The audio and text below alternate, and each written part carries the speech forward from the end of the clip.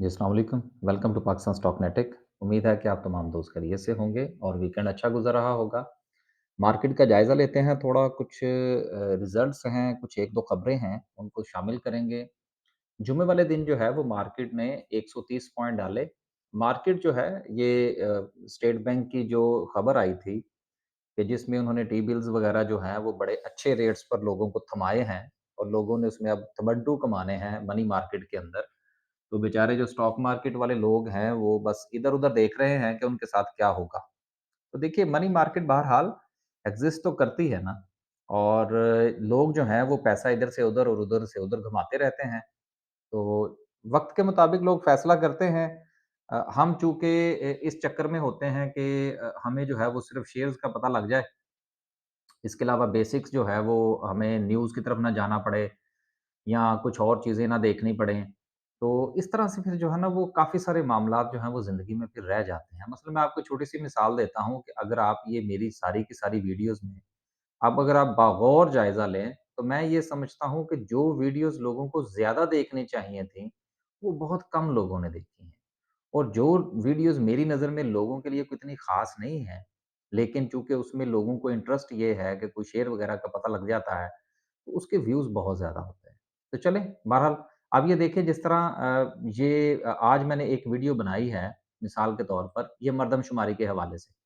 अब देखने या सुनने को तो इसका स्टॉक मार्केट के साथ कोई ताल्लुक नहीं है, तो क्यों देखें भई इसको? नहीं, इसका ताल्लुक है। जब तक आप मुल्की हालात से पूरी तरह आगाह नहीं होंगे, तब तक आप अपने फ़ाइनेंशियल मामलात को मैनेज नहीं कर सकते। ये चीज़ बड़ी ही ज़रूरी है। जो समझ लीजिए मैं अक्सर एक बात कहा करता हूँ कि जो बिज़नेसमैन होता है ना, वो यूरोप की ज़ुबान में तो ये कहते हैं कि उसका कोई दीन-ईमान भी नहीं होता। लेकिन बहरहाल हम तो इस चीज़ को नहीं मानते। यानी कि वो बड़ा विजिलेंट होता है। उसको हर तरफ नज़र रखनी पड़ती है। मिसाल के तौर पर मैं आपको एक छोटी-सी एग्ज़ाम्पल दूँ, तो फिर हम आगे चलते हैं कि फ़र्ज़ कीजिए कि आपकी जिस रोड पर या जिस जगह पर आपने फ़र्ज़ कीजिए कि कोई दुकान खोल रखी है और अगर आपको ये नहीं पता कि अगले 2 या 3 महीने के अंदर जो है, वो वहाँ पर जो है वो गैस वालों ने आना है और 6 महीने के लिए उन्होंने सड़क उखाड़ के रख देनी है, तो आप समझ लें कि आपका वो बिज़नेस ठप। क्योंकि आपने जो प्लानिंग की होगी या कहीं से आपने स्टॉक उठाया होगा और आपको ये पता ही नहीं है कि 3 महीने के बाद जो है यहाँ पे खुदाई हो जानी है और वो खुदाई कितनी देर तक चलनी है। तो आप जितना चाहे दुकान के अंदर माल भर के बैठे रहें, सामने से लोग आएँगे, सुई गैस वाले, वो सड़क उखाड़ के चले जाएँगे, आपकी दुकान शट और आप जितना चाहे सस्ता जो है वो स्टॉक उठा के आपने रखा हो। अब बात करने का मकसद ये है कि एक दुकानदार का इस चीज़ के साथ क्या ताल्लुक है? ताल्लुक निकल आया ना फिर। तो इसलिए दुनिया का कोई भी कारोबार है, जितना आप तेज़ कारोबार करने की कोशिश करेंगे, जिस तरह स्टॉक मार्केट है या क्रिप्टो है या कमोडिटीज़ है, तो उतना ही आपको भी तेज़ होना। अगर आप इसके साथ उतना तेज़ दौड़ सकते हैं, तो दैट्स फाइन। अगर नहीं दौड़ सकते, तो फिर मनी मार्केट में जाइए, सेविंग अकाउंट में पैसे रखिए। इस तरह का कोई काम जो है, वो भी किया जा सकता है। खैर, आगे चलते हैं जी और कुछ 1-2 खबरें हैं फिर जो है वो कुछ रिज़ल्ट्स हैं उसको भी हम शामिल करेंगे। पहली खबर जो है वो ये है कि थ्रू आउट फॉल जो है वो 11% का देखा गया है रिफाइनरीज़ के अंदर। देखिए पाकिस्तान के अंदर ये जो 11% का है ये कह रहे हैं जी कि इसकी मैंने तफ़सील पढ़ी है, वहाँ पर लिखा है जी कि मार्जिन्स में कमी हो गई। मार्जिन में कहाँ से कमी हो गई? सवाल बनता है ना, ऐवें जो है ना वो ये लोग आंट-शंट ना मारें। बेसिकली ये जो प्रॉफ़िट्स में या इनके जो सेल्स में कमी वाक़या हुई है, सर जी सीधी-सी तो बात है कि पहले एक चीज़ जो थी वो 170 या ₹180 पे मिलती थी। अब वही चीज़ जो है वो 270 और 280 पे चली गई है, तो उसकी कंज़म्पशन में तो कमी होगी ना। तो जब कंज़म्पशन में ये तो 11% की रिपोर्ट कर रहे हैं, मेरा तो ख़्याल है कि शायद इससे भी ज़्यादा होनी चाहिए थी। ये तो अभी जो इंक्रीज़ हुआ है, अब ये जो डाटा आया है, ये डाटा जो है, ये तो दिसंबर तक का है और जो अंधेर नगरी मची है, वो तो इसके बाद मची है। इसका मतलब ये है कि रिफाइनरीज़ का बेड़ा गर्क, ठीक है ना? और अभी मज़ीद अगर इसके ऊपर लेवी-शेवी लगती है, तो फिर ये मज़ीद नीचे जाने के चांसेज़ हैं। तो जब ये नीचे जाएँगे, सेल्स नीचे जाएँगी, मार्जिन्स कम होंगे तो फिर रिफाइनरीज़ तो उड़ जाएँगी, तो इसके ऊपर भी ख़्याल रखिएगा। जिनके पास रिफाइनरीज़ के शेयर हैं, वो अपना-अपना फ़ैसला फ़रमाइए कि उन्होंने लॉन्ग टर्म में ये चीज़ें किस तरह से लेकर चलनी है, ये जो रिज़ल्ट्स आए हैं, ये जो रिपोर्ट हुई है चीज़ें, ये दिसंबर तक की हैं और ये जो अभी मिनी बजट पास हुआ है, ये तो अभी जुमा-जुमा 8 दिन नहीं हुए, इसका तो इम्पैक्ट अभी आना है। तो इस चीज़ को फैक्टर इन ज़रूर कीजिएगा, रिफाइनरीज़ का बेड़ा गर्क हो गया है और होने वाला है। आगे चलते हैं और अगली खबर जो है वो एचबीएल की है और एचबीएल के हवाले से उन्होंने कहा है कि जी 3% का डिक्लाइन है इसके इनके प्रॉफ़िट के अंदर। देखिए, आप अगर बैंकिंग सेक्टर की पूरी हिस्ट्री देख लें ना, हिस्ट्री ना देखें, कोई रिसेंट ही देख लें, सबसे ज़्यादा कंप्लेंट्स जो हैं, अगर आप अभी भी गूगल के ऊपर जाइए और उसके ऊपर लिखिए कि पाकिस्तान में किस बैंक की सबसे ज़्यादा कंप्लेन है, तो एचबीएल सबसे ऊपर होगा। हर 2 नंबरी में इनका नाम होता है। आपको याद होना चाहिए इनको न्यूयॉर्क में इनके साथ क्या हुआ, पाकिस्तान में इनके साथ क्या हो रहा है। फिर दीगर मामलात। तो इनको जुर्माने-शुर्माने ठुकते रहते हैं। ये मुझे नहीं पता कि ये क्या करते हैं, क्या नहीं करते, लेकिन इंतहाई बेढंगी किस्म की इनकी जो है वो मैनेजमेंट है। शेयर भी इनके इसी तरह से ही मार खा रहे हैं, कभी ऊपर ये आपको याद होना चाहिए ₹60 से भी नीचे चला गया था, जहाँ तक मुझे याद है। हो सकता है कुछ ऊपर-नीचे हो, गलती माफ़ कीजिएगा, अभी इस वक़्त मेरे पास वो तफ़सील नहीं है। तो एचबीएल के हालात ज़्यादा अच्छे नहीं हैं। अब ये देखिए कि 3% का डिक्लाइन है, ये भी इनकी किस्मत अच्छी है। अब ये इन्होंने दिया क्या है, along with the result the bank declared the final dividend 1.5 ₹1.5 का डिविडेंड दिया है और कितना बड़ा जो है ये बैंक है। इससे अच्छा तो वो क्या है, बैंक अल हबीब नहीं है मेरा ख़्याल है शायद, BAHL उसका जो है, उन्होंने ₹7 का डिविडेंड दिया है यार, ₹50 का शेयर है। तो इसलिए ये चीज़ें भी ज़हन के अंदर रखा करें कि वो एक अलग बात है कि उस बेचारे के अंदर जो है वो इतना वॉल्यूम नहीं लगता। तो इनके अंदर चूँकि वॉल्यूम अच्छा लगता है, ये मार्केट का शेयर है, तो दोनों के प्लस और माइनस अपनी जगह पर मौजूद हैं, लेकिन इनकी खबरें कुछ अच्छी नहीं होती मार्केट में। आगे चलते हैं। आगे चलते हैं जी और अगली जो खबर है, उसको थोड़ा-सा शामिल करने की कोशिश करते हैं। अगली कोई खबर है? नहीं जी, फिलहाल ये 2 ही खबरें मुझे मिली थी, वो मैंने शामिल कर ली हैं। नेक्स्ट जो है वो लाल पीर का रिज़ल्ट था। ये 2 रिज़ल्ट मैंने शामिल करने थे पावर जनरेशन के और पावर जनरेशन तो आपको पता है फिर हमारा पसंदीदा सेक्टर है। इनका जो रिज़ल्ट आया है इन्होंने ₹2 का डिविडेंड दिया है, बहुत अच्छा हबीब बैंक की निस्बत तो करोड़ दर्जे अच्छा है। 12-14 कौन-सा है लाल पीर। यार ₹12-14 का शेयर है, आजकल थोड़ा-सा ऊपर चला गया है तो कोई बात नहीं। लेकिन आप देखिए ना कि ₹2 का डिविडेंड, क्या बात है। और इसकी ईपीएस ठीक है, पिछले साल जो थी वो ₹2 जो थी वो इनकी माइनस में थी, इनके कुछ मामलात थे, अब सीधे हो गए। लेकिन आप ये देखिए कि इम्प्रूवमेंट क्या है, कि ₹2 नुकसान से ये उठे हैं और ₹7 प्रॉफ़िट में चले गए हैं। तो मेरा ये ख़्याल है कि इनकी जो ईपीएस है वो ₹9 की बनती है, कि ₹2 का नुकसान इन्होंने कवर किया है और ₹7 की जो है वो इन्होंने इम्प्रूवमेंट दिखाई है। तो वेरी गुड जी। पावर जनरेशन ज़िंदाबाद और निषाद ग्रुप ज़िंदाबाद। देखिए, बात ये है कि अगर इन्होंने ₹2 का डिविडेंड दिया है, यकीन कीजिए मेरे पास ये शेयर नहीं है। मेरी जेब में थोड़ी दाना है। लेकिन कम से कम यार इस चीज़ का होता है कि यार इन्वेस्टर्स के साथ जो है ये कुछ थोड़ा-सा ये निषाद ग्रुप वाले हो गए, एंग्रो वाले हो गए, अटक वाले भी ठीक हैं, कोहाट ग्रुप भी ठीक है, अच्छा है। इस तरह से ये तबा ग्रुप वाले हैं, वो भी अच्छे हैं। ये 4-5 ग्रुप्स हैं जो अच्छे तरीके से चलते हैं। बाकी तो अल्लाह माफ़ करे उनका तो दिल ही नहीं करता ना कि वो जो है वो किसी को कुछ दें। अगर देंगे भी तो ऐसे रेंग-रेंग के देंगे ना कि ₹2 क ये फ़र्ज़ कीजिए ₹5 कमाए हैं तो वो ₹2 भी देना पसंद नहीं करेंगे, 50 पैसे, 60 पैसे और कुछ जो हैं उन्होंने तो वो क्या कहते हैं कसम खाई हुई है कि उन्होंने पैसे नहीं देने, वो बोनस शेयर ही दिए जाते हैं, बोनस शेयर ही दिए जाते हैं। नंबर्स ऑफ शेयर में इज़ाफ़ा करते चले जाते हैं, फिर वो मज़ीद मसाइल जो है वो जन्म लेते हैं। तो बहरहाल हर एक की अपनी पॉलिसी है लेकिन आई लव इट। आगे चलते हैं जी। एक और रिज़ल्ट भी था हाँ, पाकजिन पावर का रिज़ल्ट है जी और इसमें इन्होंने भी ₹2 का हाँ जी, ₹2 का डिविडेंड है इनका लेकिन एक चीज़ ज़हन में रखिएगा कि लाल पीर जो है वो ₹15-16 पर है मेरा ख़्याल है इस वक़्त शायद और जो पाकजिन पावर है वो ₹25 से ऊपर है। लिहाज़ा किसी का मुँह लाल देखकर अपना मुँह लाल करने की ज़रूरत नहीं है। उम्मीद है कि आप बात समझ में हो गए क्योंकि अगर मैं वाशगाफ़ अल्फ़ाज़ में कहूँगा तो जिनके पास पाकजिन पावर का शेयर है वो बुरा मनाएँगे, तो जिनके पास लाल पीर का है वो भी बुरा मनाएँगे। तो मैं किसी के हक और किसी के मुखालिफ बात नहीं कर रहा, हैं तो दोनों ही एक ही ग्रुप के शेयर हैं और दोनों अच्छे शेयर हैं। लेकिन आपने ये देखना होगा कि ईपीएस वाइज़ भी देख लीजिए, आप इसकी ईपीएस जो है वो साढ़े ₹8 है। गो के ये पिछले साल भी प्रॉफ़िट में था लेकिन जंप लगा है इसको भी। लेकिन दोनों की प्राइस में बहुत फ़र्क है। डिविडेंड दोनों का श सेम है और अर्निंग भी दोनों की एक जैसी है। आगे चलते हैं। अब इतना जो है वो आप शेयर्स मार्केट में काम करते हैं, माशाल्लाह से मुझसे ज़्यादा पढ़े-लिखे लोग हैं। वो ठीक है कि हमारे पास ज़रा थोड़ा-सा टाइम है तो वीडियो-शीडियो बना लेते हैं, लेकिन आप माशाल्लाह हमसे भी ज़्यादा अक्लमंद हैं। तो इशारा ही काफ़ी होता है ना, अब ज़रूरी थोड़ी है कि हर चीज़ को जो है वो हम बयान करें। आगे चलते हैं जी और साज़गार इंजीनियरिंग वालों ने कह दिया है कि सर दूसरे लोग जो हैं वो अपने प्लांट्स बंद कर रहे हैं, तो हम भी बंद करने लगे हैं और वजह जो है वो इन्होंने बयान की है कि जी चूँकि हुकूमत ने जो है due to government measures minimise the import of CKD sorry CKD मैं एकेडी कहना एकेडी कहने लगा था। नहीं जी नहीं, एकेडी नहीं है ये, सीकेडी है and the raw materials of vehicles. The company supply chains has been disturbed and thereby the company has decided to shut down its car plant four-wheeler plant from February 27, 2023। तो सर ठीक है ना, करें ना बंद।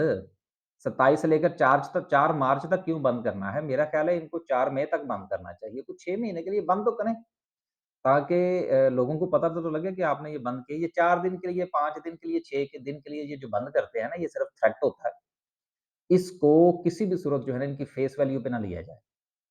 और बसा औकात मैं यहाँ पर साथ है आज एक और बात भी करता चलूँ कि ये मुख्तलिफ़ किस्म के जो एटलस होंडा हो गए या ये टोयोटा वाले हो गए, सुज़ुकी वाले हो गए, ये इन सबको जो हरामखोरी की आदत पड़ी हुई है कि इन्होंने साल-साल से हमारे मुल्क में असेंबलिंग पॉइंट प्लांट्स लगा रखे हैं। सिर्फ़ ला के यहाँ पर वो क्या कहते हैं नट काबले जो है ना वो कसते हैं इसके और वेल्डिंग-शेल्डिंग करते हैं और दुनिया का कोई काम इन्होंने यहाँ पर नहीं करना। तो इन हरामखोरी की जो आदत है इन लोगों को, अब उम्मीद है कि कुछ लोग इस बात का बुरा मनाएँगे तो मनाएँ। तो ये जो असेंबलिंग इन्होंने लगाए खेल रहे हैं हमारे साथ, तो इनको तो ज़्यादा अरसा तक बंद करने चाहिए। ये सब लोग क्या करते हैं कि जब इस किस्म का मौका आता है तो इन्होंने एनुअली शटडाउन भी देना होता है, अपने प्लांट्स वगैरह को कपड़ा-शपड़ा मारने के लिए। इसलिए ये इतना परेशान होने की ज़रूरत नहीं है। ये 6 दिन के लिए भी कभी को प्लांट बंद हुआ यार, हद नहीं हो जाती वैसे, कि गवर्नमेंट का मेयर है इतना बड़ा। ये आज ज़रा इनकी ज़रा थोड़ी-सी ना क्लास लेनी चाहिए हमें। कि यहाँ पर आप ये बयान कर रहे हैं कि जी मटेरियल की शॉर्टेज है, जिसकी वजह से हमने जो है वो अपना प्लांट शट डाउन कर दिया। अच्छा जी, कब से कब तक किया जी? 27 फरवरी से लेकर और 4 मार्च तक। टोटल दिन कितने बनते हैं यार? 27, 28, 29 मुझे तो ये भी याद नहीं है कि महीना 29 का है।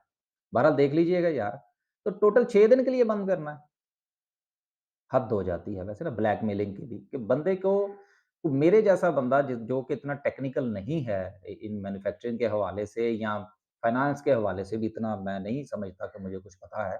लेकिन यार इबारत पढ़ के पता लग जाता है कि किसी बंदे की जो है ना वो फ़तूर है उसकी इबारत के अंदर, कि जो उसने ये यहाँ पर वर्डिंग इस्तेमाल की है। तो ठीक है जी, करें बंद, पक्का-पक्का ही बंद कर दें आप। तो बहरहाल इसलिए ये सिर्फ़ बात करने का मकसद ये था कि जिनके पास साज़गार के शेर हैं वो परेशान ना हो। ये उन्होंने सिर्फ़ एक रंगबाज़ी की है हमारे लाहौर की ज़ुबान में कहते हैं रंगबाज़ी करना। तो ये सिर्फ़ रंगबाज़ी की है और कुछ नहीं है। आगे चलते हैं। 6 दिन के लिए भी कभी प्लांट बंद हुआ है यार। बस जी, ये तो जो थी वो कुछ खबरें-शबरें थी।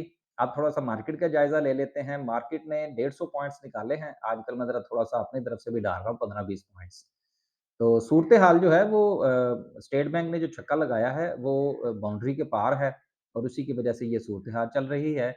लेकिन इसमें एक अहम चीज़ जो है ये कि वो सीमेंट सेक्टर जो है वो परफ़ॉर्म कर रहा है। ये ज़रा इसको थोड़ा-सा देख लें तो फिर हम आगे चलते हैं। सीमेंट सेक्टर जो है इसकी परफ़ॉर्मेंस जुमे वाले दिन जो है वो दूसरे सेक्टर्स की निस्बत अच्छी रही है।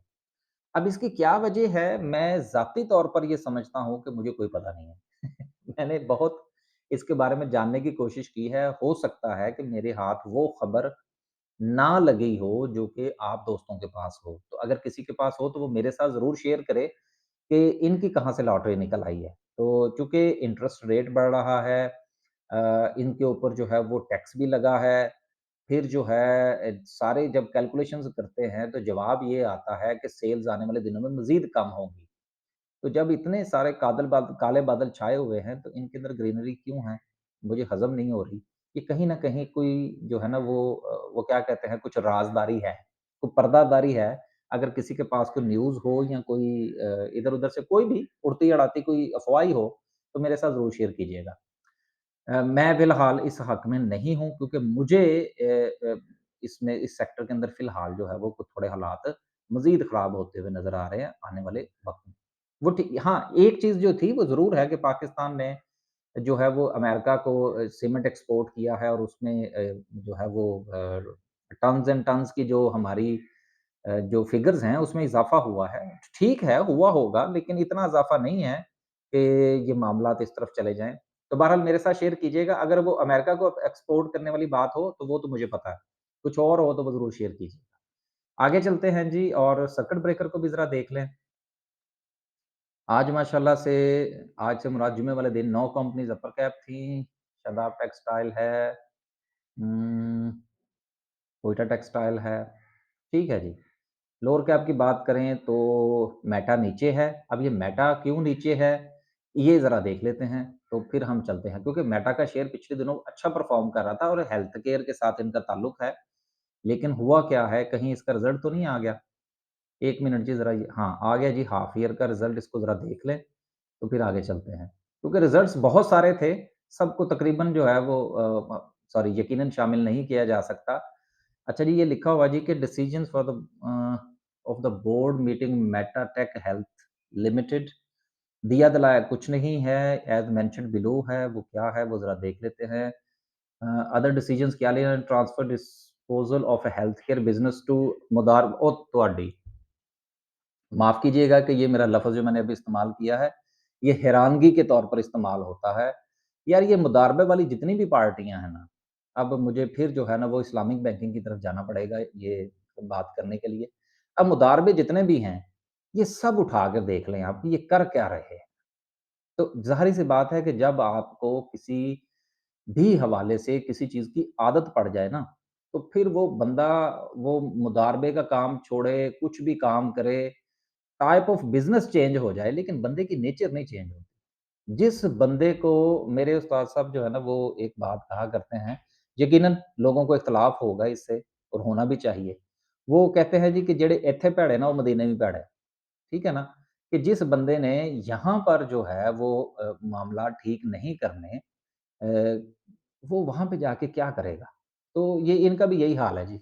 बस छोड़ें फिर आगे चलते हैं। आज वैसे ही वो ऑटोमोबाइल्स वालों का भी हो गया और इधर-उधर भी हो गया तो ज़्यादा ज़्यादा तलख़ जो है वो वीडियो नहीं होनी चाहिए। हमने वीडियो बनानी है, हमने लोगों से लड़ना थोड़ी है। ख़ैर, आगे चलते हैं जी और बात करते हैं हम आज की यानी कि जुम्मे वाले दिन की कैंडल की बात करते हैं।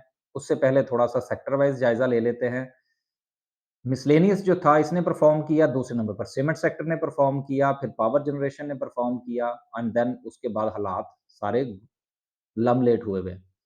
देखिए रिफाइनरीज़ के हवाले से ऑयल एंड गैस एक्सप्लोरेशन के हवाले से ये सारी चीज़ें ज़हन में रखिएगा। फिर उसके बाद ऑयल एंड गैस मार्केटिंग के हवाले से, अब मैं ये सारी चीज़ों को इकट्ठा कर रहा हूँ। Oil and gas exploration and marketing and refineries ये सारे एक ही चेन के अंदर जो है ना ये एक-दूसरे के साथ लिंक्ड हैं। तो जैसे ही प्राइसेज़ इंक्रीज़ होंगी या हो रही हैं या हो चुकी हैं, सेल्स कम होंगी, तो ये सब जो हैं ये सर के ऊपर हाथ रखेंगे। क्योंकि इन्होंने फिर अगी अभी आने वाले दिनों में मज़ीद रोना भी डालना है कि हम मारे गए हैं और हमारे पास कुछ नहीं है। लिहाज़ा ज़हनी तौर पर तैयार रहिएगा कि सेल्स कम होंगी। आखिर में जो है वो आज की कैंडल की बात करते हैं। आज की कैंडल क्या है? 130 150 पॉइंट्स के साथ नीचे है और मार्केट के पास जो सपोर्ट है जहाँ से ये उठी थी वो थी 40,600 की और इस वक़्त जो है वो मार्केट 40,700 पर है, तो 100 डॉलर कहने लगा था। 100 पॉइंट्स जो हैं वो सिर्फ़ इनके पास मौजूद हैं, जो मेरा ख़्याल है कि इनको मंडे वाले दिन तोड़ देने चाहिए और नीचे जाना चाहिए मार्केट को। मार्केट का सेंटिमेंट नेगेटिव है, तो मार्केट को नेगेटिव परफ़ॉर्म करना चाहिए। जो हमारा वॉल्यूम है वो भी नेगेटिविटी का शिकार है, ड्राई वॉल्यूम है और उसके साथ-साथ बैड न्यूज़ हैं। तो ये सारी चीज़ें कुल मिला के इंटरेस्ट रेट 2% बढ़ने जा रहा है। तो सारी खबरें जो हैं वो नेगेटिव हैं। पॉज़िटिव खबर मुझे कोई नहीं नज़र आ रही। लिहाज़ा आप अपना फ़ैसला जो है वो अपने पोर्टफ़ोलियो के मुताबिक कीजिएगा। अल्लाह हाफ़िज़।